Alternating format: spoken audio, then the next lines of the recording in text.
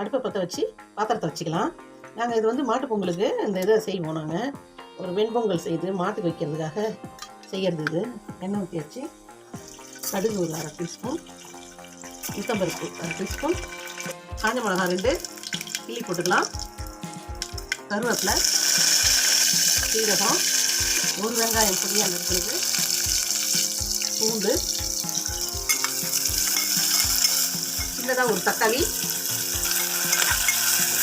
அவரைக்காய் ஒரு 200 கிராம் இருக்கும், பூசணிக்காய் ஒரு 100 கிராம் போட்டுக்கலாம், வள்ளிக்கிழங்கு, சக்கரவள்ளிக்கிழங்கு, மஞ்சள் பொடி, ரெட் சில்லி பவுட்ரு, மல்லி பவுட்ரு, தேவையான உப்பு, தண்ணி ஊற்றிக்கலாம். 1 கிளாஸ் தண்ணி ஊற்றிக்கலாம்.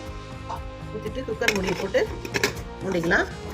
ஒரு விசில் வந்தாலே போதும். அவரைக்காய், பரங்கிக்காய், சக்கரவள்ளிக்கிழங்கு கூட்டு ரெடி.